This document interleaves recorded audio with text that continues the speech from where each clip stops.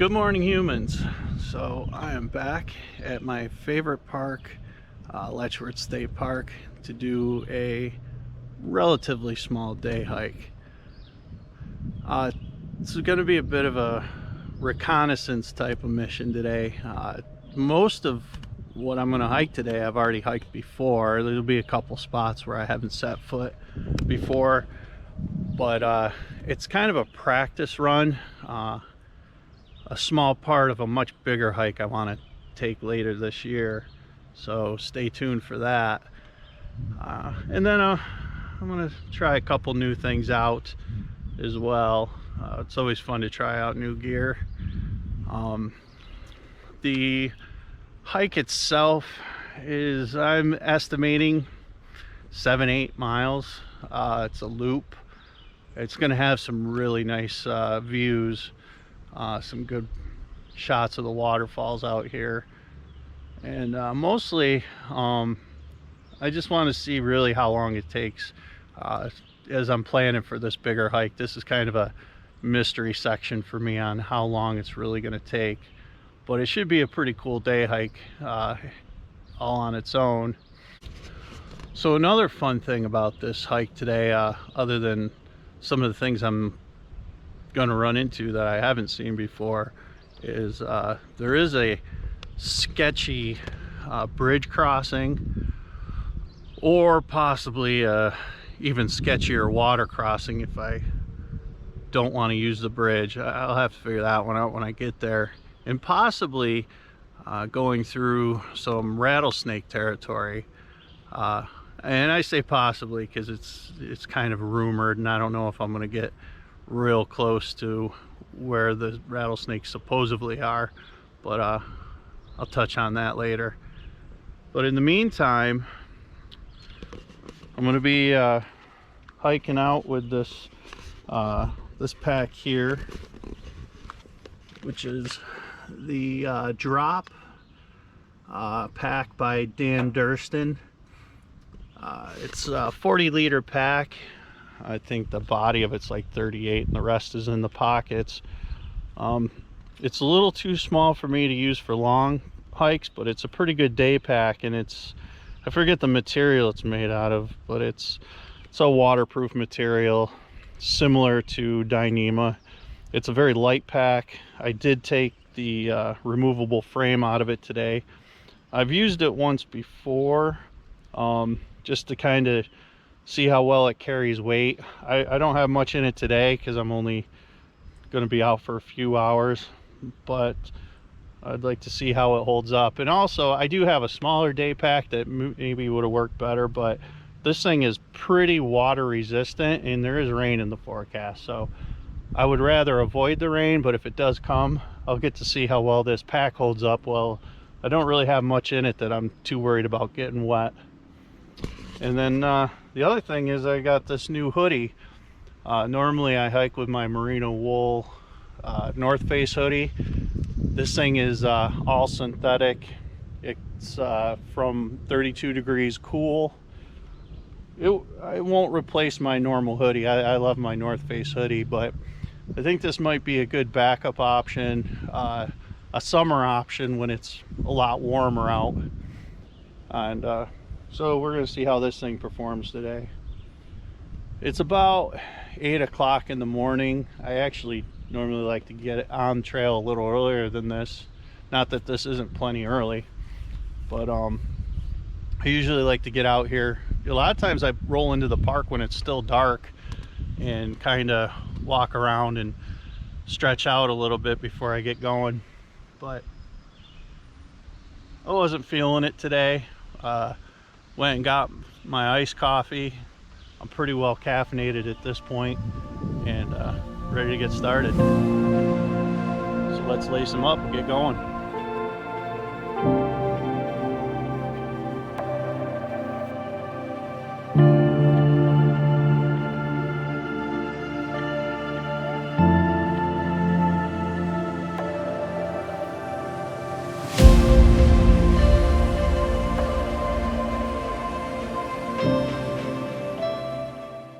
Getting started here, we actually start right by the lower falls. But the trail goes down into the gorge, and that's where we're going to finish. So I'm going to stay on the upper part of this trail and save those nice recordings for the very end. But I think I estimated this at 8 miles. We'll see how close I am. And it's not a real difficult trail, to be honest with you. I guess there's a couple spots here and there that could be a little complicated, but for the most part this is considered a very easy trail. So here's a section that Mother Nature has decided to take back. I'm behind a fence closing this off, so I can't really get up there and show you, but as you can see, the old trail, or this old section of the trail, is starting to fall into the gorge, so wouldn't want to be out there. And this is the new section. It ain't really much prettier. And here's the top view from the old staircase. It's right literally on the edge of the gorge. This will be at the bottom of the Letchworth Gorge at some point in the future. Here is a section of the trail that is partially closed off. It was accidentally set on fire by a careless smoker. So I'm definitely not going to debate how good or bad smoking is, but it certainly isn't good for the forest if you just flick a cigarette butt out into some dry weeds and trees. Fortunately, this got put out fairly quickly. We're not terribly far from the road, so the fire department was able to get in here and take care of it. But just be careful, people, if whether you're smoking or if you're just building a campfire. The ecosystem's pretty fragile, and it's always ready to go up in flames.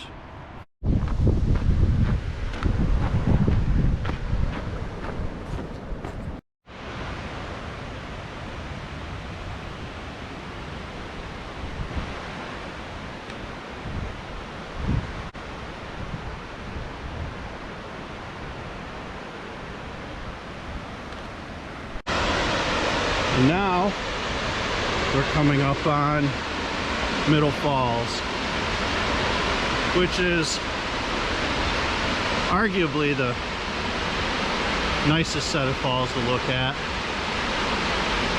We can get down here and get a little bit closer. So this is the little balcony outcrop they got for checking out Middle Falls.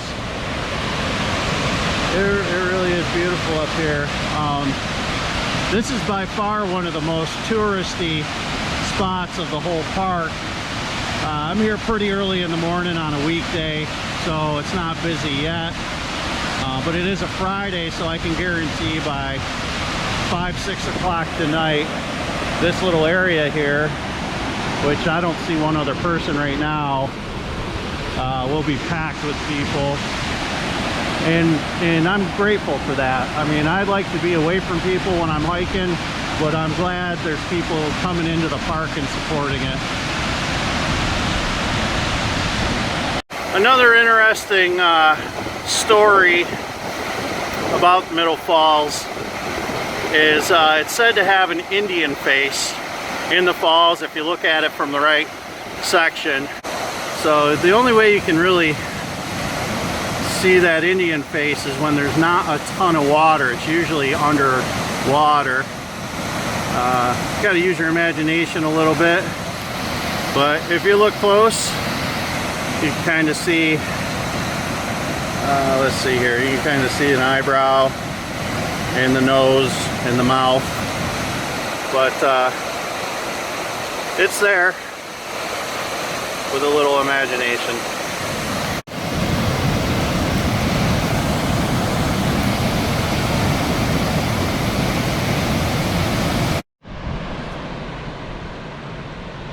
Alright, so now we're at the Upper Falls. This is by far the most touristy spot on the trail. You can see up above the falls the high bridge, train trestle. That's a pretty new bridge. They opened it about 3 years ago. The old bridge was pretty cool, but outdated. There is a parking spot right up near the high bridge, so we're gonna take a walk up to that.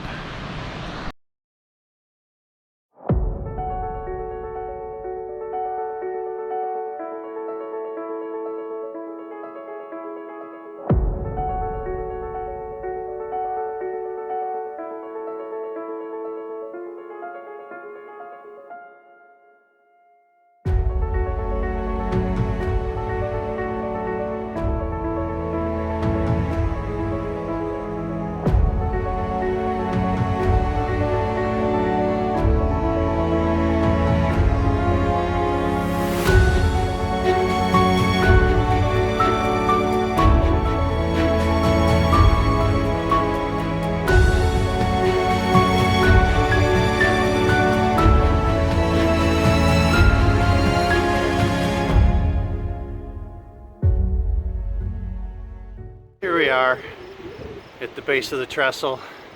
There's a parking area behind me where people can come and park and look at this without climbing all the stairs from the falls. There is also, this is a popular bird watching spot. Somewhere out behind me, straight behind me, is an eagle's nest that people like to come check out, more so in the spring when there's baby eagles to check out. But I'll flip this around here. It is on the other side of the river. The Finger Lakes Trail starts, and it's still part of the park. It's just a different trail system, and it's going to go below this bridge here eventually.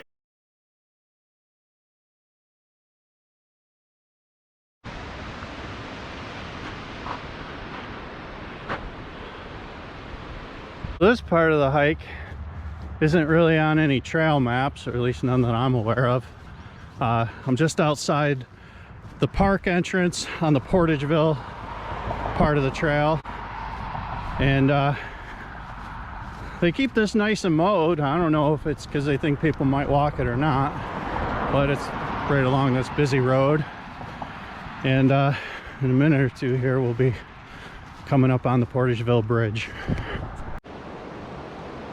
This is the Sketchy bridge crossing, or the Sketchy water crossing. Kind of a pick your poison situation here. What makes that bridge so sketchy is there is no shoulder whatsoever. And what makes the water crossing sketchy is, one, it's deeper than it looks, even though it's not real deep this time of year. It's cold, and I really kind of didn't want to have wet feet for the rest of this trip. Not that it's the end of the world. And the current's usually stronger than it looks too. So it looks pretty peaceful, pretty confident I could make it across here if that's what I wanted to do. But I guess I'm gonna go tackle the bridge. It's a busy bridge. There's always traffic on it. There's semis, and I'll film a little bit of it as I'm going across, and you can see why it's not the best. That bridge is part of the Finger Lakes Trail system. The Finger Lakes Trail runs along the east side of the Letchworth State Park Gorge, and you know, for being part of the trail system, I would have liked to have seen something a little more hiker friendly. The truth is, not too many people are out here hiking it, so I doubt anybody really cares that it's not hiker friendly. But you know, if they ever do something with this bridge, it'd be nice to see them put in some kind of a shoulder or a walking lane for people. But I'll watercross this some other point. I think today I'm just going to go up and do the bridge. On the bridge now, and as you can see, there's no place to walk to get away from traffic. So anytime I go across this bridge, it definitely concerns me. And you just kind of pick your poison. You can't see what's coming from the other direction. Here comes a van now. They come out of nowhere, really, and they come in pretty fast. And they ain't looking for people on this bridge. So if it's you and a car in each direction coming, it's a pretty tight squeeze. Probably, in most cases, the water crossing is safer, depending on what time of year. And I think the next time when I do this hike, I'll bring some water shoes and maybe stick to the water. But this brings us right to the trailhead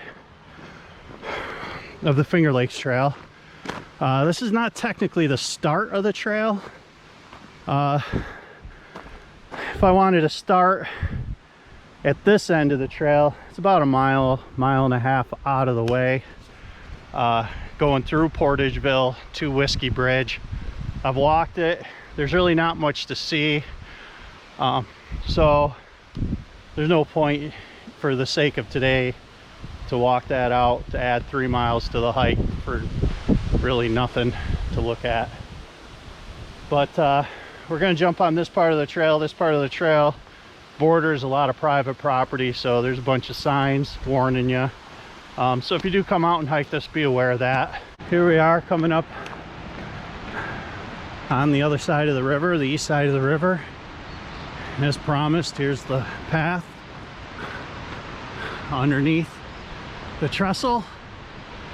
And it's pretty amazing how big this thing is. It's not going to relate well on film, but man, this trestle is huge. What an engineering feat. Then right up there is the parking area where I was recording from, to show you this footpath down here.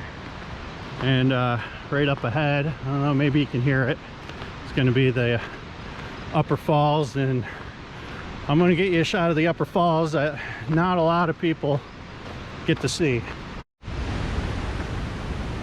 So I should mention that this side of the park, the Finger Lakes Trail side, is not nearly as user-friendly as the other side. There's no fences, there's no guardrails, or even little stone walls to keep you in bounds over here. So I wouldn't necessarily feel too comfortable with a little kid up here, or even an inexperienced hiker. But if you know what you're doing and you use a little common sense, you can get some pretty stellar views from this side. And because it's not really well known and it's not necessarily the easiest to get to, not a lot of traffic over here.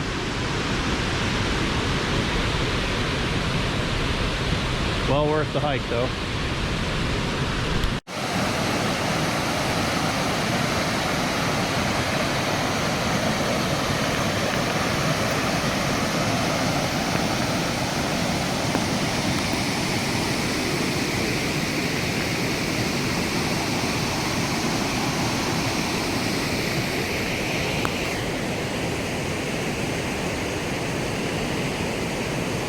There are the tourists. If they notice me, they'll wonder how the heck I got up here.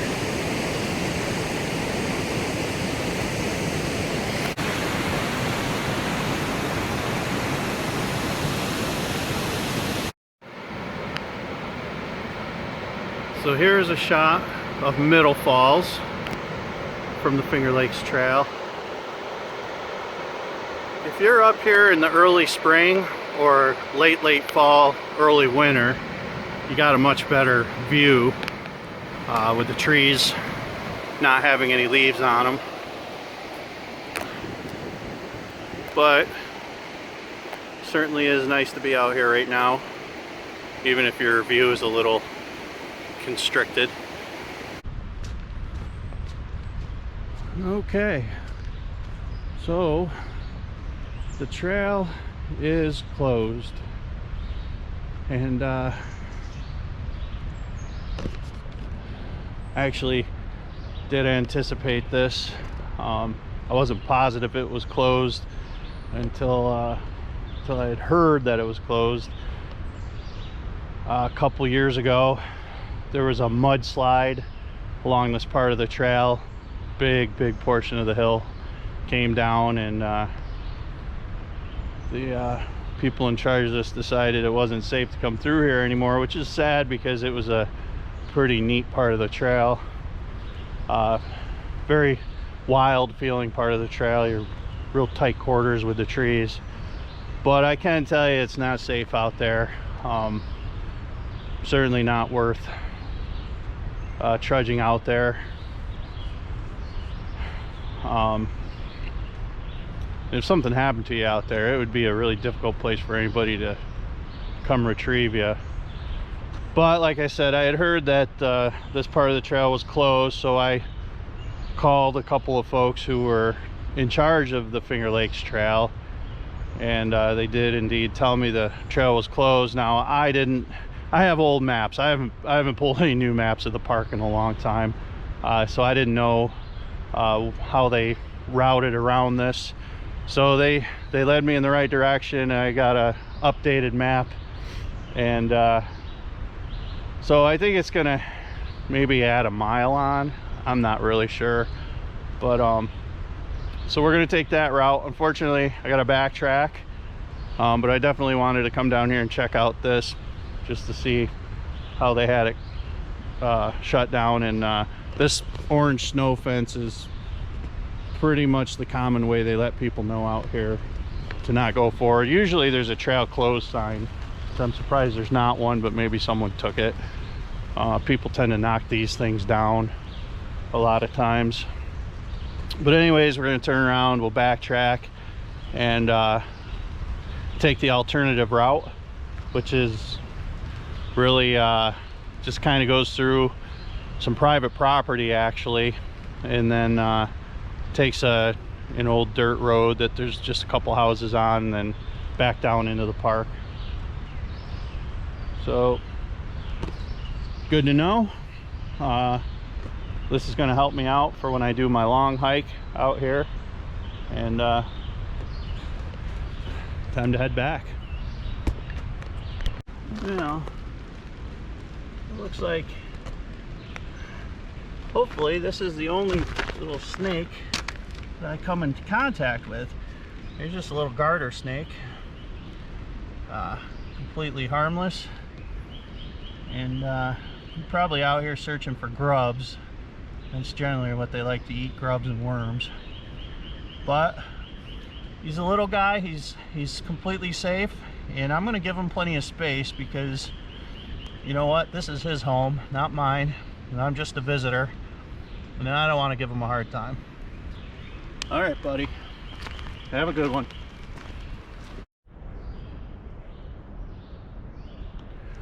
So here is a little bit of history that has survived over time.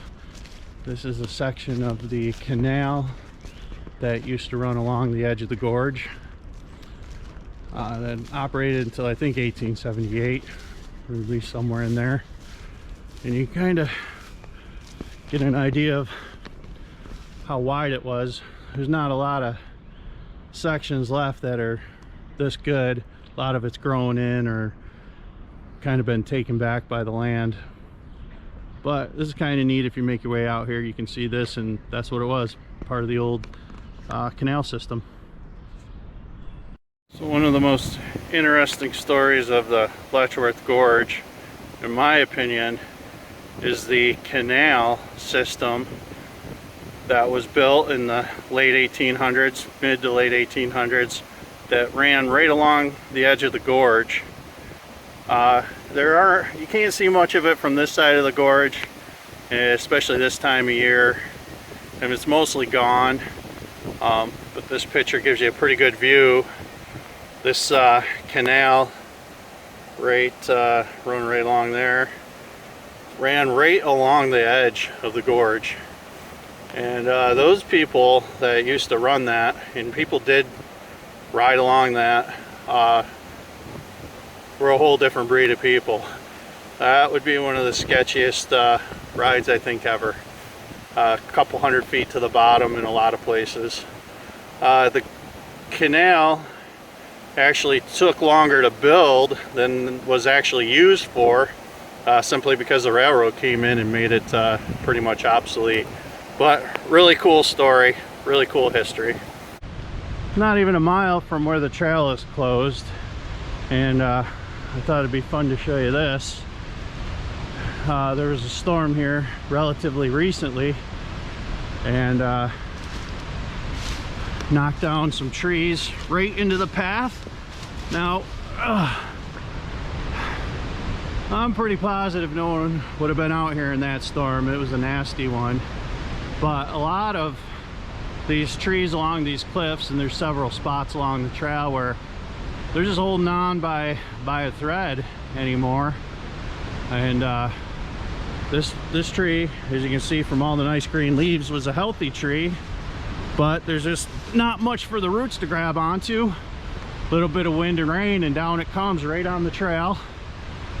And there's several more up in there that are going to be coming down with it soon. So just be extremely cautious and aware of your surroundings. And I've always been pretty concerned when I'm in high winds out in the woods. The wind will knock down all sorts of stuff out of the trees.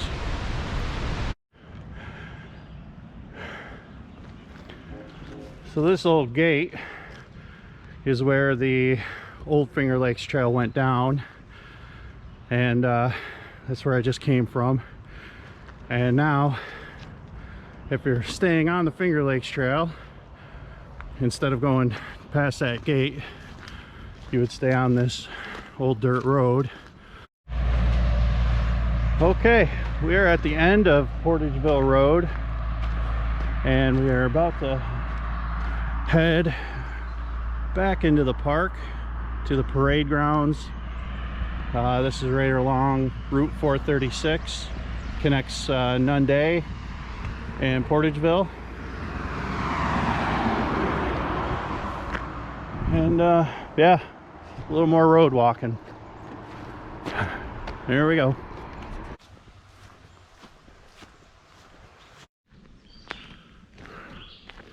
So once you get to the parade grounds, you have a couple of options. If we take the road to the left, it goes to bathrooms, which is pretty cool.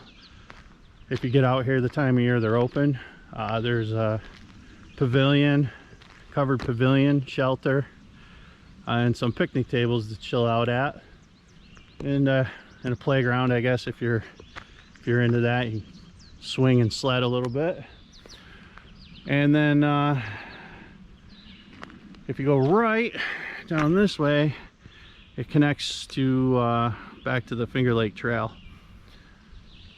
And then for today's purpose, that's the path that's going to lead me back to the lower falls to complete the loop. I'm going to head over towards the bathrooms. There is right behind the bathrooms are the pavilion. I forget exactly which. There's a trail that cuts down. It's kind of a straight down trail that cuts back down to the Finger Lake Trail. I want to walk back to the other end of where the trail is closed. I feel like it's more completing the trail if I backtrack a little bit and go to where the trail ends on this side. It's I don't think it's really necessary to call it a good loop, but I got the time, I'm gonna do it. And then it's gonna bring me back up here. I'll take a couple minutes to rest, and then finish this loop. See you in a bit. So it occurred to me, some people might actually care about that little downhill trail to get back onto the Finger Lake Trail. So it's over here in between the pavilion and the bathrooms. And I don't want to say this is an expert trail, but it is pretty straight down, and looks pretty slick today. So this is not going to be at everybody's skill level, but I've walked down this a number of times. I think I'll be all right. But you know what, I'm going to keep recording. That way, if I do take a tumble, it might actually make this video interesting, because it's probably going to be boring as hell otherwise.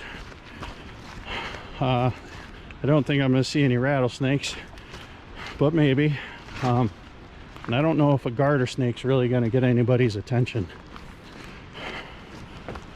I don't think this trail's on any official map. It's just kind of a convenient path that people have made from the little pavilion up there where people like to camp down to Finger Lakes Trail. And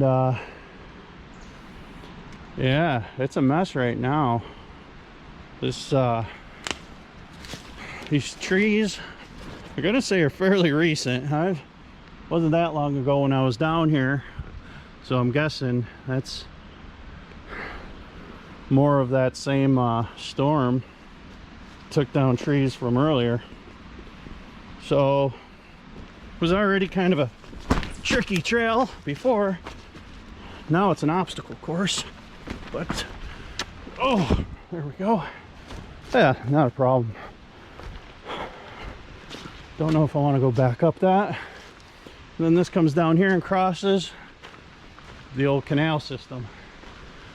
And then you come up here and you are back on the Finger Lakes Trail. That way heads back to where the Finger Lakes Trail is closed. So I'm just gonna head down there just to say I did it, I guess, at this point. We're coming up on the other end of the closed part of the trail. Right there it is. Stay out. And then much more ominous sign out here. Danger, side area, keep off. The camera just shook. It's because I'm fighting flies. Little horse flies get you. Nasty little buggers. And then trail goes that way to a little scenic view, and there's a little sign-in sheet up there as well. And so that's this part of the trail, the part that's closed.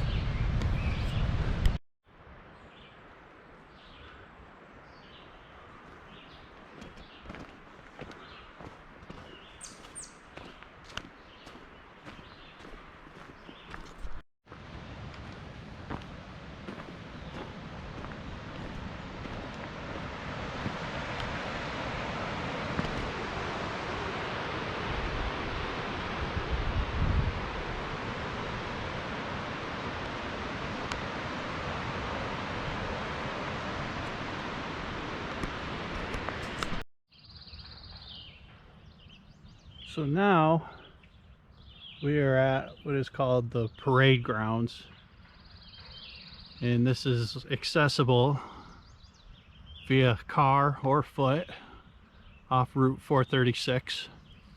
It's called the parade grounds because where I'm pointing this camera right now, it's a big wide open area. It's not all mowed right at the moment, but it was a training camp for the North during the Civil War. Some pretty cool history down here. And it's also a great place to take a little break on this particular hike. Sit down at a picnic table. There's bathrooms up here. There's running water up here. One of the nice things about hiking in the park, mostly on the west side, the opposite side, is there's bathrooms and water pretty throughout the park. So you don't have to worry as much about foraging for water, and you shouldn't ever have to go squat in the woods. But from here, we're kind of going to break from the Finger Lakes Trail and get on Trail 6, I believe it is, and then 6A will take us back down to the Footbridge, to the lower falls, get back to the car, make a pretty good time. Weather seems to be holding out. Clouds have rolled in a little, but they don't look too bad. So I think this is going to be a pretty good finish to the hike. And we'll see you probably at the falls. Although I may keep my eyes out for snakes, because that is the next journey of this hike is where I was saying could be considered snake country. There's rumors of snakes, so we'll keep an eye out. So we're leaving the parade grounds, and we're also leaving the Finger Lakes Trail, and we're gonna do some road walking here. This is Trail 6. It'll eventually meet up with Trail 6A. This is the part of the trail, at least headed in this direction, where rattlesnakes have been spotted. I don't know if I'm going to go as far as the snakes were. I think I actually get off this trail before the where the den was spotted, but they don't exactly tell you where the snakes are. Probably they don't want people going there to check it out. But we'll just keep our eyes open. We'll be careful. And hope for the best.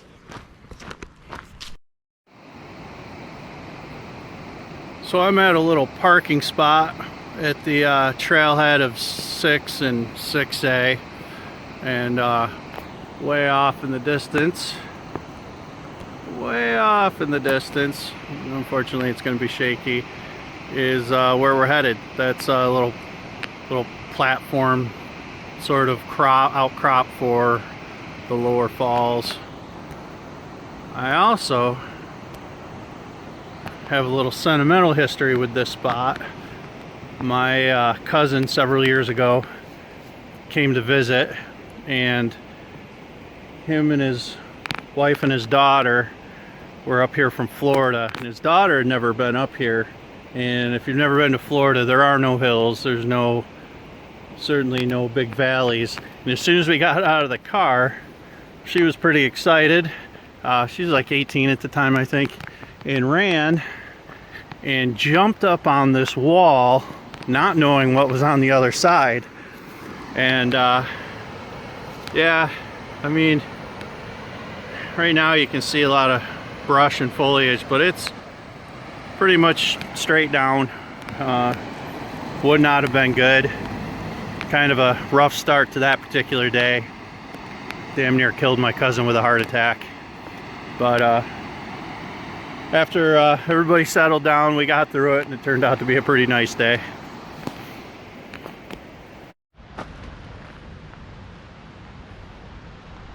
Got this danger sign here, and it's got more to it than meets the eye.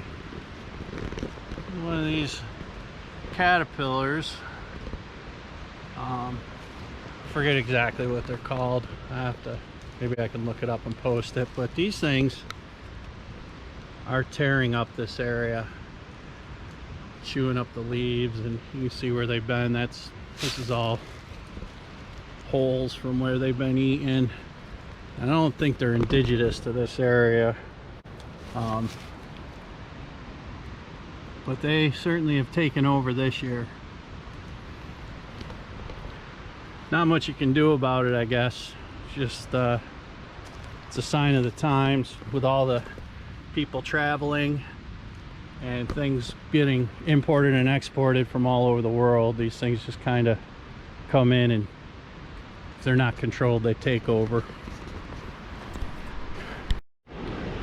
So there is the Lower Falls Footbridge.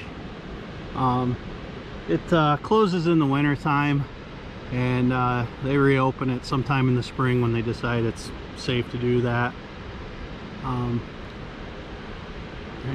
Now we're less than a mile from the car, so I'd say it's been a pretty good hike.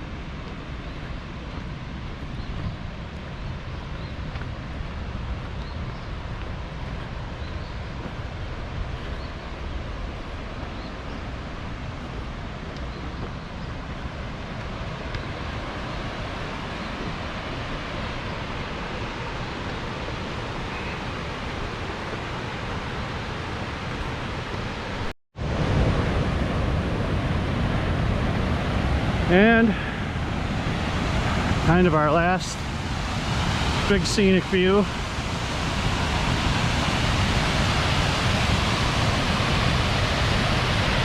is the Lower Falls.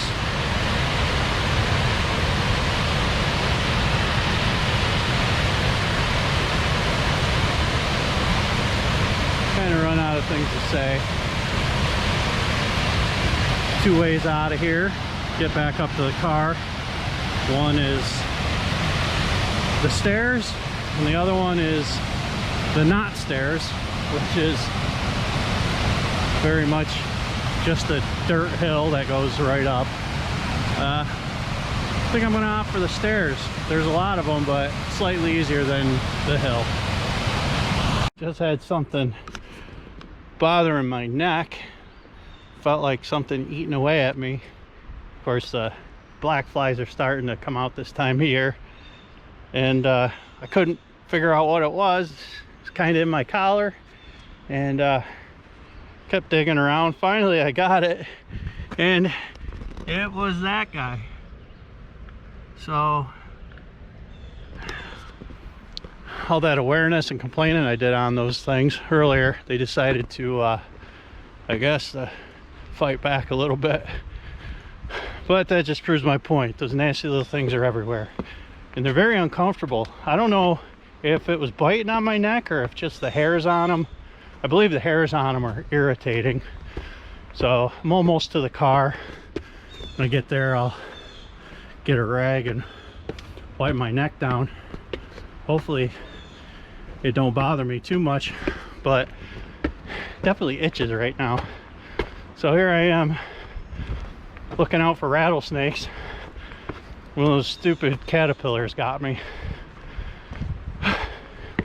Oh well.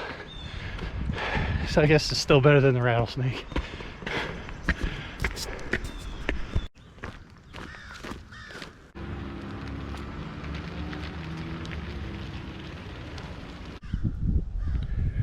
So my caterpillar attack is going to give me an opportunity to use one of my Wissy wipes. Kind of a goofy name, but don't use these too often. They're pretty compact, they're super light, and they're really just a towel that requires a little bit of water.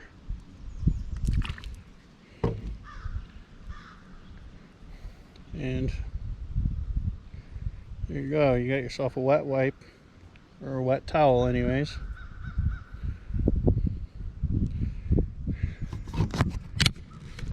And I'm just gonna wipe down my neck. I don't think it bit me, but I don't think those little hairs on them are meant for people either. Bit of a predator deterrent. But give me a chance to use one of these wipes. What the hell? I carry them around. Pretty much never use them.